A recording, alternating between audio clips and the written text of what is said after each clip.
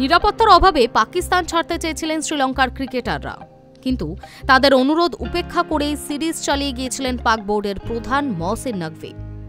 এবার অসুস্থতার কারণ দেখিয়ে সফরের মাঝপথেই পাকিস্তান ছাড়লেন শ্রীলঙ্কার অধিনায়ক চরিত আশালঙ্কা এবং পেসার আসিথা ফার্নান্ডো। তবে ঠিক কী অসুস্থতায় ভুগছেন দুই তারকা ক্রিকেটার তা স্পষ্ট নয়। গত মঙ্গলবার দুপুরে ইসলামাবাদের একটি আদালতের বাইরে ভয়াবহ গাড়ি বিস্ফোরণে মৃত্যু হয়েছে অন্তত 12 জনের। সেই বিস্ফোরণের খবর প্রকাশ্যে আসার পরই শ্রীলঙ্কার 8 ক্রিকেটার প্রাণহানির আশঙ্কায় দেশে ফেরার আর্জি জানান। যদিও ক্রিকেটারদের আতঙ্কের বিষয়টিকে কার্যত পাত্তাই দেয়নি শ্রীলঙ্কা বোর্ড।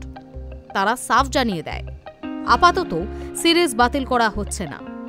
পাক বোর্ডের সঙ্গে আলোচনার পর ক্রিকেটারদের আশ্বস্ত করা হয় বলেও জানায় শ্রীলঙ্কা বোর্ড।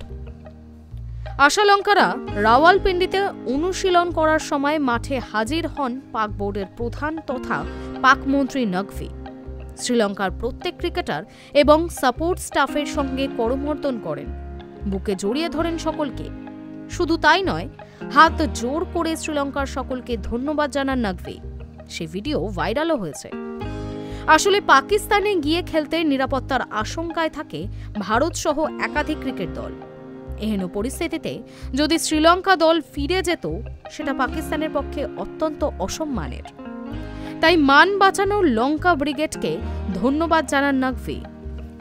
কিন্তু এত কিছু করেও শেষ রক্ষা হলো কি? শ্রীলঙ্কা বোর্ডের তরফে জানানো হয়েছে, অসুস্থ হয়ে পড়ার কারণে দেশে ফিরছেন অধিনায়ক আশালঙ্কা এবং পেসার ফার্নান্ডো। আসন্ন ত্রিদেশীয় সিরিজে তারা খেলবেন না। আগামী দিনের কথা মাথায় রেখে আপাতত 2 ক্রিকেটারকে বিশ্রামে রাখা হবে। কিন্তু ঠিক কি হয়েছে দুজনের, সেই উত্তর মেলেনি বোর্ডের তরফে। প্রশ্ন, পাকিস্তানে থাকাকালীন আতঙ্কিত হয়েই কি 2 ক্রিকেটারের শারীরিক অবস্থার অবনতি, নাকি তারা থাকতে চাইছেন না পাকিস্তানে, তাই অসুস্থতার দোহাই দেওয়া হলো? Hi News network.